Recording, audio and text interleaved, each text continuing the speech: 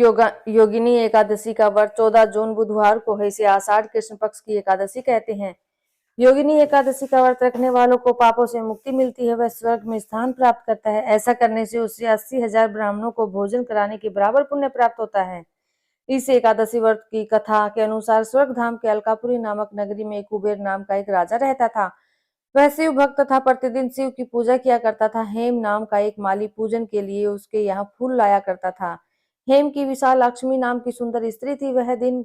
वह मानुसर से पुष्प तो ले आया, लेकिन कामाक्ष होने के कारण वह अपनी स्त्री से हास्य विमोह तथा रमण करने लगा। इधर राजा उसकी दोपहर तक राह देखता रहा। अंत में राजा कुबेर ने सेवकों से आज्ञा दी कि तुम लोग जाकर माली से न आने का कारण तो पता करो, लेकिन क्योंकि वह अभी तक पुष्प लेकर नहीं आया। सेवकों ने कहा, महाराज, वह पापी अतिकामी अपनी स्त्री के साथ हास्य विनोद और रमण कर रहा होगा। यह सुनकर कुबेर ने क्रोधित होकर उसे बुलाया। हेम माली राजा के भय से कांपता हुआ उपस्थित हुआ।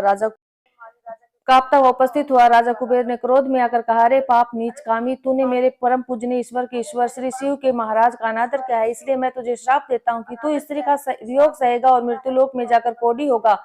कुबेर के श्राप से हेम माली स्वर्ग से का पतन हो गया और वह उसी क्षण पृथ्वी पर गिरा। भूतल पर आते ही उसके शरीर में श्वेत कोढ़ हो गया। उसकी स्त्री भी उसी समय अंतर्ध्यान हो गई। मृत्युलोक में आकर माली ने महान दुख भोगे।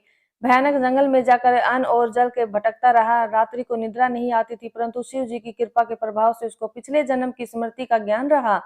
एक दिन घूमते घूमते वह मार्कंडेय ऋषि के आश्रम में पहुंच गया, जो ब्रह्मा जी के अधिक वृद्ध थे, जिनका आश्रम ब्रह्मा जी की सभा के समान लगता था। हेम माली वहां जाकर उनके पैरों के पड़ गया। उसे देखकर मार्कंडेय ऋषि बोले, तुमने ऐसा कौन सा पाप किया है जिसके प्रभाव से यह हालत हो गई। हेम माली ने सारा वृतांत कह सुनाया। यह सुनकर ऋषि बोले, निश्चित ही तूने मेरे सम्मुख सत्य वचन कहे हैं, इसलिए तेरा उद्धार के लिए मैं एक व्रत बताता हूँ। यदि तू आषाढ़ मास के कृष्ण पक्ष की योगिनी एकादशी नामक एकादशी का विधि पूर्वक व्रत करेगा तो तेरे सब पाप नष्ट हो जाएंगे। यह सुनकर हेम माली ने अत्यंत प्रसन्न होकर मुनि को साष्टांग प्रणाम किया। मुनि ने उसे स्नेह के साथ उठाया। हेम माली ने मुनि के कथनानुसार विधि पूर्वक योगिनी एकादशी का व्रत किया। इस व्रत के प्रभाव से हेम माली अपने पुराने स्वरूप में आकर वह अपनी पत्नी के साथ सुख पूर्वक रहने लगा।